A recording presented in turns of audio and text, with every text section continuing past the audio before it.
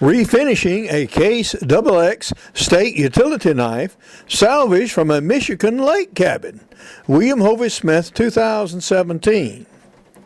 The first photo was the knife as it was being worked on, and now as a finished knife about to tackle its first task, that is cleaning that goose. I am the author of Backyard Deer Hunting and also the owner of a new company, Hovey's Knives of China. And among the things we do is refurbish old pieces of American cutlery. This is Hovey Smith, the Backyard Sportsman.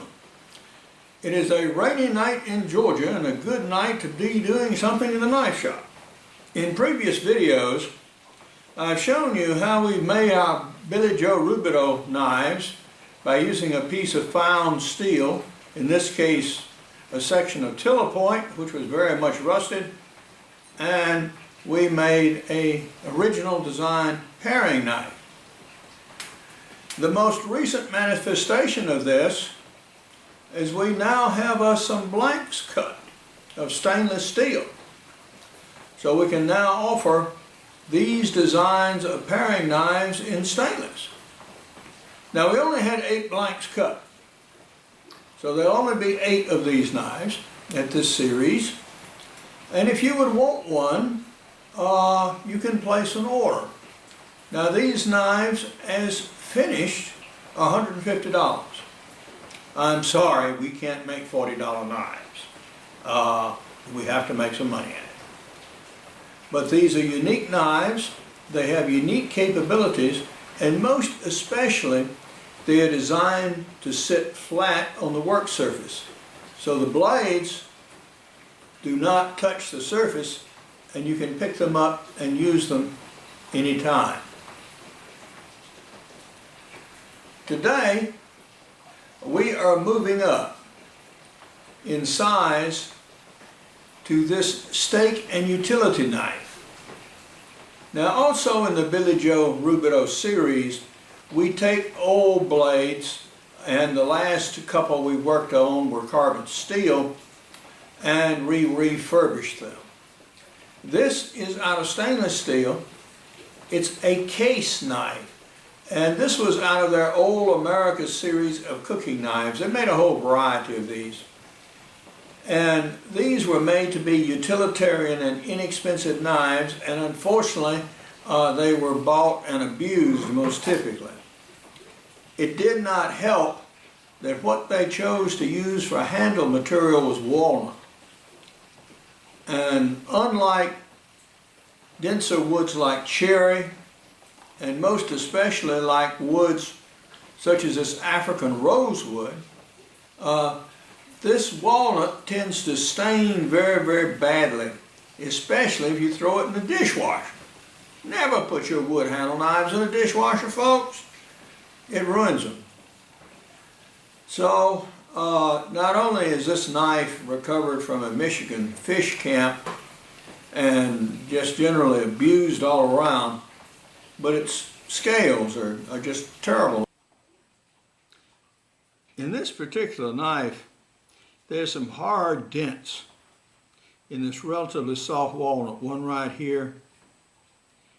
The pins are brass, and they appear to be holding pretty well.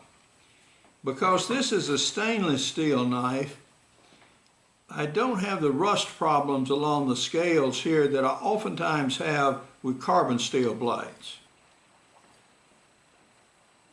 Now is the time to decide what you want to do with it. 2 ways to go with a knife like this. First off, it's probably good to do a little experimentation. First off, can we straighten this point? Can we get this wowie out of it? A couple of taps with a good hammer on an anvil might do it. Then we can regrind this edge, which is certainly necessary, and put a secondary edge on it. So I'll put on a secondary edge, which will have a little different contrast in color as I grind. And then take it back up to a sharp point again. Even if you're never going to do a full-size shop like this, but only need to do occasional hobby work, oftentimes you will need some sort of vise. Now most vices come with a little small anvil surface. Now this is not really for heavy pounding, despite its appearance. You will crack these cast iron vices if you really put serious stuff on it. So we're going to put the blade here, and we're going to take our non-marring hammer, and we're going to see what we can do with it here.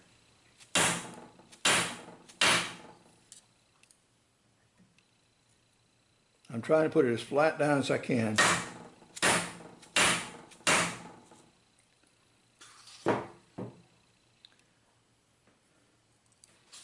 Getting there.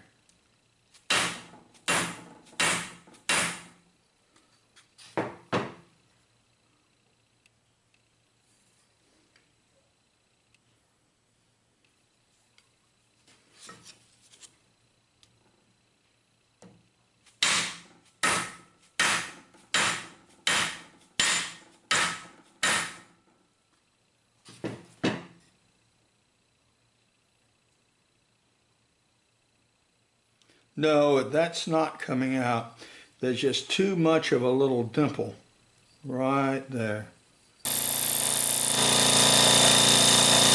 first thing I want to do is make this a straight line across.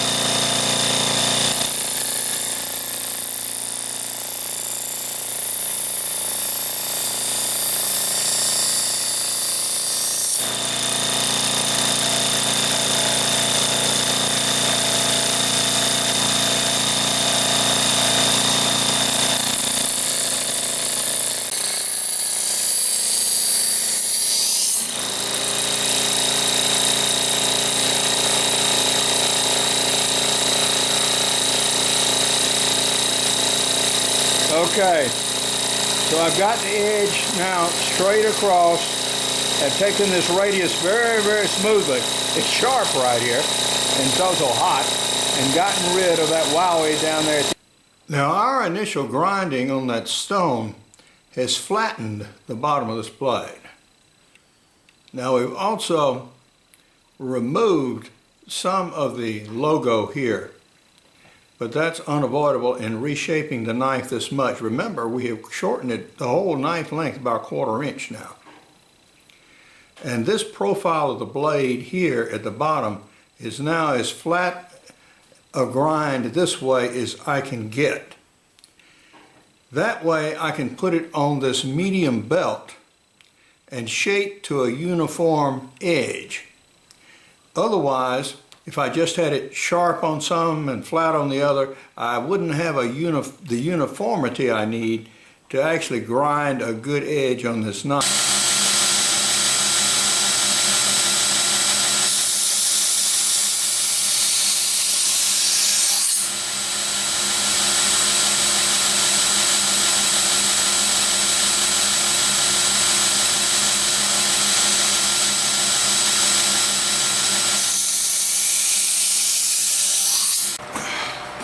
Now those few passes that you saw were all that were needed.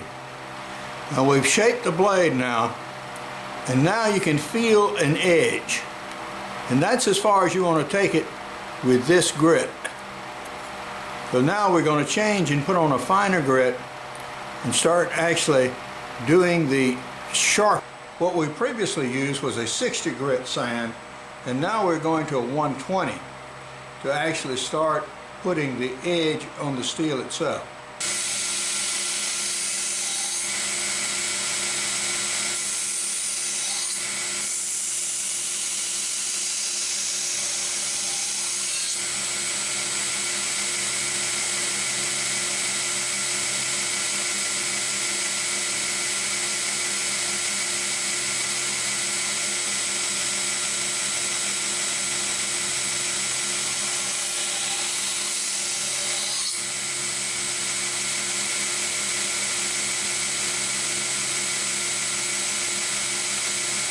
Now this edge on this knife is not taking as keen an edge as carbon steel will, or as does my own heat-treated stainless materials. This is still a little bit soft.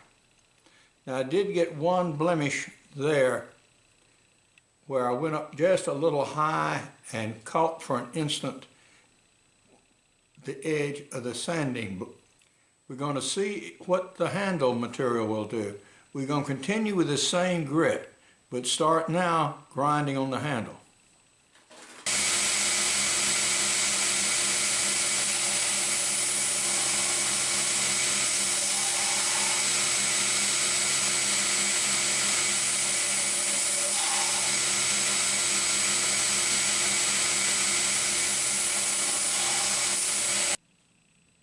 Compared to custom handle materials, this walnut has very little to recommend it.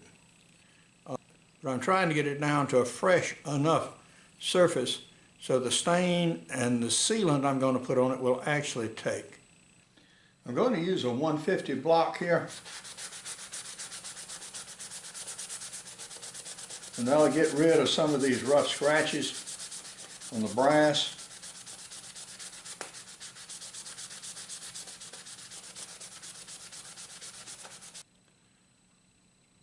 We finished our sanding on the grit, and we've taken it down to 400 grit. And the wood is showing a little bit of figure. Now we've lost all of the markings on the blade, and what we can see now is SC 682, which is a model number, and 5-inch. So this is an SC 682 5-inch, or was originally.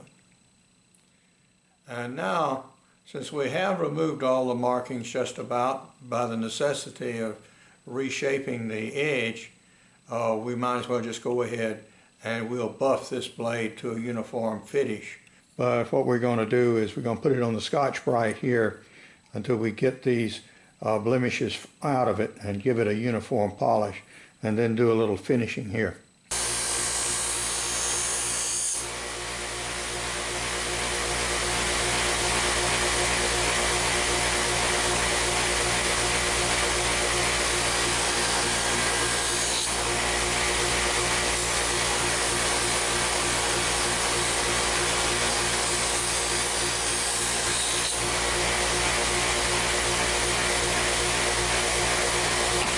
Like the Mississippi Gambler, you've got to know when to quit, and I think I've about reached this stage on this knife. We did put it, and we did a little light polishing on it. You could polish it to a mirror bright finish, but with this grade of knife, I don't see that as being desirable. If I do more work on the scales, it looks like I'm going to imperil this pen. Now, this pen is actually a brass brad, is what it is.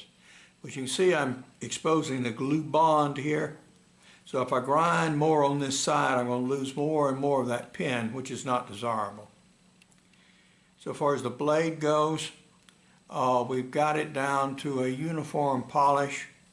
It's not mirror, it's a high brush, I would call it.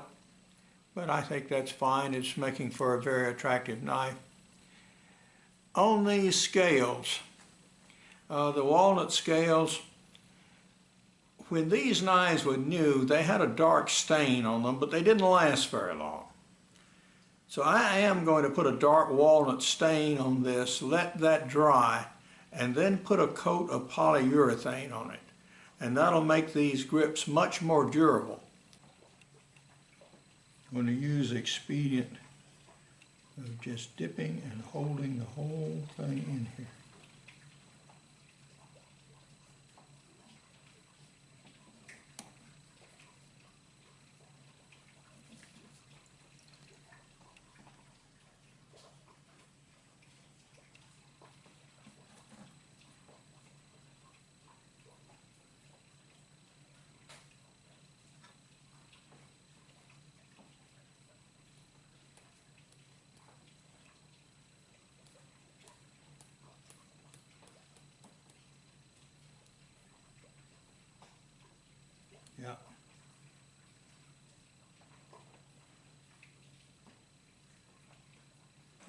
have completed work on our case steak and utility knife.